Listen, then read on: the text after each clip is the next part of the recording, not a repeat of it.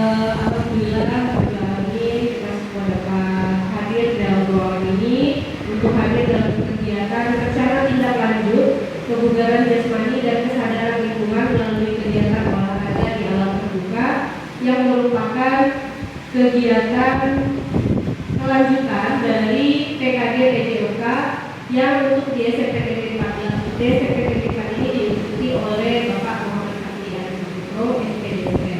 Kegiatan ini merupakan kegiatan penindasan dari kegiatan pelatihan fasilitator PKD PJOK. Untuk memulai kegiatan kita pada sore hari ini, adalah kita bersama-sama mengucapkan basmalah. Untuk selanjutnya, agar waktu menjadi efektif, kita serahkan langsung kepada empunya acara, kepada Bapak Muhammad Fatih Arisaputro, SPDDR. Dengan hormat kami persilakan. Oke, terima kasih sebelumnya kepada Bu Ensi selaku moderator, merangkap operator, merangkap juga sebagai MC juga. Oke, terima kasih untuk menghemat waktu pada kesempatan hari ini.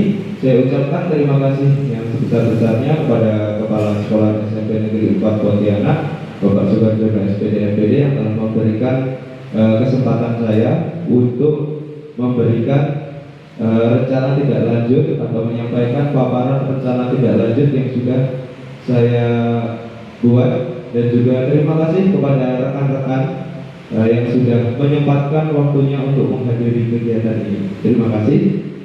Langsung saja, di sini rencana tidak lanjut yang saya buat yaitu tentang kebugaran jasmani dan kesadaran lingkungan melalui kegiatan olahraga di alam terbuka. Nah, ini adalah judulnya dan ada latar belakangnya. Kenapa saya membuat ini? Ini latar belakangnya adalah pengembangan keterampilan fisik dan kebugaran jasmani sangat penting untuk membantu siswa menjalani gaya hidup sehat, mengurangi stres, dan meningkatkan kesejahteraan mental. Pendidikan jasmani yang dilakukan di alam terbuka tidak hanya memperkuat aspek fisik, tetapi juga membuat kesadaran lingkungan pada siswa. Dengan kegiatan olahraga ini, siswa belajar bekerja sama, memimpin atau kepemimpinan, dan bertanggung jawab dalam tim. Nah, seperti itu. Itu adalah latar belakangnya saya membuat rencana ini. Dan berikutnya, tujuannya adalah pengembangan keterampilan fisik dan pengetahuan tentang kebugaran jasmani dan kesadaran lingkungan melalui kegiatan olahraga di alam terbuka. Nah, di sini saya merancang pembelajaran ini itu berkaitan antara pembelajaran PJOK dan juga pembelajaran IPA, ada juga pembelajaran IPS-nya. Nah, lanjut dulu. Iya. Nah, capaian yang ingin dituju yaitu siswa mampu meningkatkan keterampilan fisik dan kebugaran jasmani melalui aktivitas rutin di alam terbuka. Nah, jadi kegiatannya itu akan dilakukan nanti itu di alam terbuka, jadi di luar sekolah. Nah, siswa dapat memahami hubungan antara aktivitas fisik, kesehatan mental, dan kesejahteraan secara keseluruhan. Terus siswa menunjukkan kesadaran yang lebih besar terhadap lingkungan dan berkomitmen untuk menjaga kebersihan dan kelestarian lingkungan. Seperti itu. Berikutnya, untuk langkah-langkahnya, mengadakan sesi olahraga di alam terbuka yang melibatkan latihan fisik secara intensif seperti berlari, hiking, atau bermain permainan kelompok, seperti itu. Terus berikutnya, mendorong siswa untuk berpartisipasi dalam kegiatan lingkungan seperti menanam pohon atau membersihkan area sekitar kegiatan olahraga, seperti itu. Untuk langkah-langkahnya. Terus untuk hasil yang diharapkan itu siswa menunjukkan peningkatan dalam keterampilan fisik dan kebugaran. Terus yang kedua itu ada siswa menyadari bahwa psikologis dari aktivitas fisik dan mempraktekkan gaya hidup sehat. Terus berikutnya, siswa lebih peduli terhadap lingkungan dan aktif dalam kegiatan yang mendukung pelestarian alam, seperti itu. Berikutnya, nah ini adalah struktur program atau mitra dalam komunitas belajar. Ini struktur kita. Nanti di sini ada mata pelajaran yang menjadi lokomotifnya. Mata pelajaran yang menjadi lokomotifnya itu adalah PJOK. Berikutnya adalah mata pelajaran lain yang terlibat, yaitu pelajaran IPA dan IPS. Peran yang terlibat adalah guru PJOK, guru IPA, guru IPS, siswa, orang tua, serta komunitas lingkungan. Nanti kita melibatkan komunitas lingkungan. Kita juga bisa melibatkan juga dengan adiwiyata, seperti itu. Terus untuk lokasinya, nah di lokasi ini kita mencari lokasi terdekatnya, yang terdekat dari kita, yaitu yang paling tidak di lingkungan sekolah, Sungai Kapuas karena paling dekat, dan juga Taman Alun-Alun Kapuas. Dan produk yang dihasilkan nanti, produk yang dihasilkan oleh siswa itu nanti adalah laporan kegiatan, video dokumentasi, serta peta aset lingkungan. Ya, jadi aset-aset yang ada di lingkungan kita itu dipetakan oleh mereka. Misalnya kayak ada tempat pembuangan sampah yang benar atau yang baik itu di mana, mereka udah tahu di mana tempatnya, seperti itu. Terus teknologi yang digunakan yaitu kamera, komputer, software editing. Oke, itu. Oke, sebelum masuk ke sini, ini pembelajarannya yang saya masukkan di sini yaitu tentang PJBL. Ya, pembelajaran berbasis proyek. Jadi itu kita kan udah sangat akrab ya dengan pembelajaran PJBL ini, karena di P5 kita juga mempelajari ini, menggunakan sistem ini. Jadi nanti siswa itu harus menghasilkan produknya itu seperti yang sudah saya cantumkan tadi, ada berupa video laporan dan juga pemetaan. Oke, terus untuk kapasitas yang dimiliki kelas atau sekolah. Nah, yang pertama itu sumber daya manusia yang kompeten. Ya, di sekolah kita banyak sekali guru-gurunya. Saya melihat rekan-rekan guru itu sudah kompeten di bidangnya. Jadi ini saya masukkan ke kapasitas yang dimiliki sekolah kita. Jadi rekan-rekan guru itu sudah sangat kompeten menurut saya. Terus dukungan dari komunitas lokal dan orang tua itu. Terus berikutnya lokasi strategis yang dekat dengan sungai dan kota. Nah, lokasi kita sangat strategis, sangat dekat dengan sungai dan juga dengan taman kota, seperti itu. Nah, untuk rencana evaluasinya itu kita melakukan penilaian fisik sebelum dan sesudah proyek. Ya, jadi ada asesmen awalnya terlebih dahulu sebelum melakukan kegiatannya. Tapi nanti juga kita akan ada tes di akhir.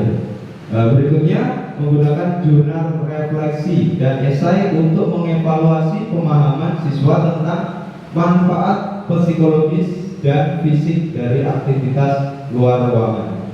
Dan berikutnya adalah observasi lapangan untuk melihat partisipasi aktif. Jadi kita juga melakukan observasi lapangan, kita melihat keaktifan siswa saat melakukan kegiatan olahraga di alam terbuka, seperti itu.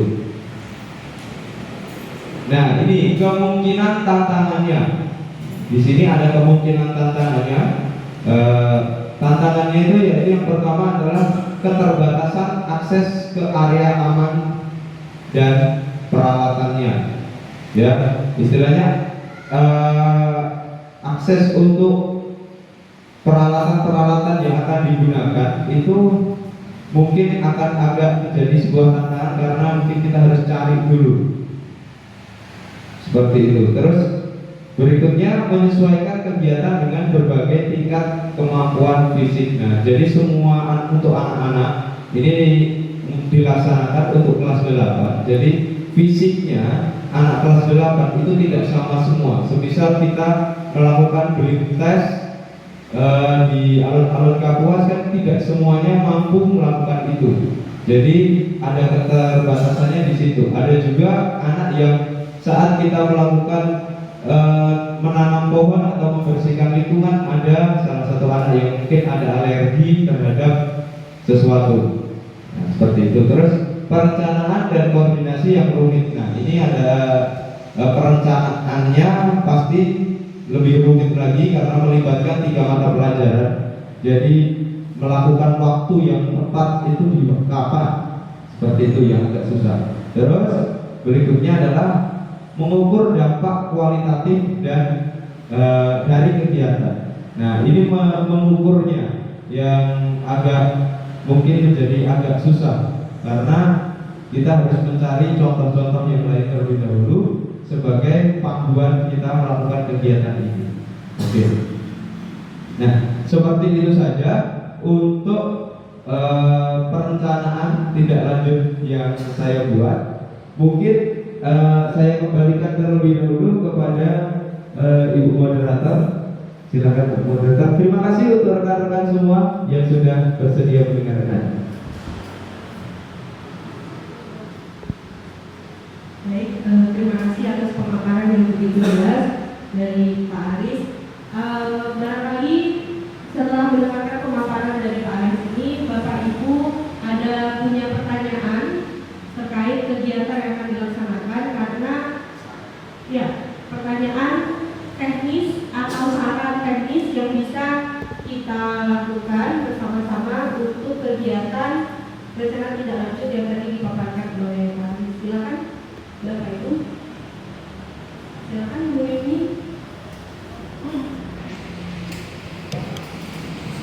Assalamualaikum warahmatullahi wabarakatuh. Sebelumnya terima kasih Pak Aris sudah memberikan kesempatan bagi kami untuk ikut belajar di agenda diseminasi yang sudah diikuti oleh Pak Aris. Nah, di sini saya dari guru IPA merasa senang sekali ketika diajak kolaborasi dengan Pak Aris, di mana di situ berkaitan dengan mata pelajaran yang kita kolaborasi yang berdampak pada lingkungan dan tentunya aktivitas fisik gitu ya. Nah, pada mata pelajaran TJOK. Nah, di sini saya langsung ingin berkolaborasi ketika di kelas 8 ini, utamanya saya membahas ada materi tentang struktur dan fungsi bagian tubuh manusia. Nah, salah satunya tentang kesehatan, ada sistem pernafasan, sistem pencernaan, sistem ekspresi dan lain sebagainya. Tentunya sangat berkaitan dengan pelajaran PJOK ini. Nah, di mana salah satu LKPD yang saya buat itu tentang sistem pernafasan, Pak. Nah, sistem pernafasan di sini itu ada mengukur frekuensi pernafasan berkaitan dengan aktivitas fisik. Nah, tentunya saya ingin saat mereka berolahraga, mereka juga bisa mengukur frekuensi pernafasan yang nantinya akan dikaitkan dengan pelajaran IPA. Kemudian yang kedua, tadi dampaknya terhadap lingkungan. Nah, itulah yang menjadi pikiran saya ketika Pak Aris, ada menanam pohon, gitu kan? Nah, menanam pohon ini juga berkaitan dengan materi keanekaragaman hayati. Nah, di mana saat menanam pohon ini, siswa itu tidak hanya menanam pohon saja, mungkin diberi label nama ilmiahnya, itu bagaimana tumbuh dengan baik dan perlakuannya. Jadi tidak hanya menanam, itu kan termasuk aktivitas fisik. Dan ide yang bagus lagi sama Pak Aris terkait isu lingkungan, ya lingkungan di mana kita tahu sendiri bahwa sekolah kita ini maraknya sampah ya Pak Aris. Nah, itu juga berkaitan dengan IPA juga, pencemaran lingkungan itu, dan nantinya bisa kita kerjasama di mana kita membersihkan lingkungan sekaligus kita memanfaatkannya untuk menanggulanginya. Nah, nanti dampaknya itu bisa dirasakan oleh seluruh siswa, dan tidak hanya siswa, nantinya guru pun juga merasakan imbasnya sekolah yang sehat berkaitan dengan kegiatan.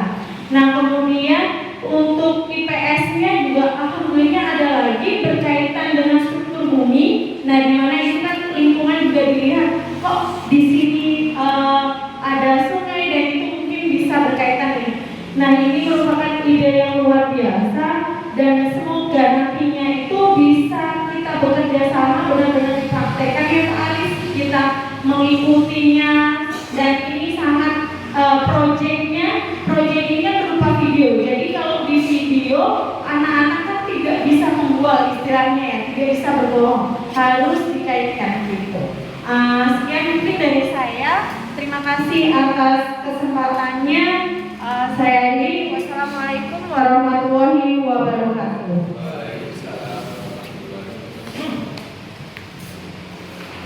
Terima kasih apresiasinya dari Bu Sriwayuni. Sekarang Pak Aris yang ingin menambahkan. Oke, terima kasih dari Ibu Yuni, sangat luar biasa sekali. Tadi masukannya saya ucapkan banyak sekali terima kasih. Nanti akan saya sedikit tambahkan di situ. Untuk benar sekali tadi di situ ada tentang kebugaran jasmani. Nah, di kebugaran jasmani itu ada kita menghitung denyut nadi, terus seberapa banyak repetisi kita bisa lakukan, denyut nadi maksimal kita yang bisa dimaksimalkan seperti itu. Sangat-sangat luar biasa dari Bu Yuni. Terima kasih masukannya. Nanti akan saya masukkan, insya Allah. Bismillah, kita akan mencoba. Nanti kita akan mencoba sebaik mungkin. Nanti akan perencanaan ke depannya akan kita mungkin lebih koordinasikan lagi ya Bu ya. Terima kasih. Terima kasih rekan-rekan semuanya. Saya kembalikan juga ke Bu Eci. Baiklah, itu tadi pemaparan, tanggapan, dan apresiasi dari Pak Aris serta Bapak Ibu sekalian. Tidak ada hal lain yang bisa kami ucapkan selain ucapan terima kasih atas waktu yang diberikan. Bapak Ibu yang saya hormati, marilah kita tutup kegiatan kita pada siang hari ini dengan bersama-sama mengucap hamdalah. Selanjutnya semoga kegiatan ini berjalan dengan lancar dan membawa manfaat tidak hanya bagi pelajaran PJOK IPA dan IPS, tapi untuk keseluruhan warga SMP Negeri 4 Kota Pontianak. Saya tutup kegiatan kita pada siang hari ini. Assalamualaikum warahmatullahi wabarakatuh.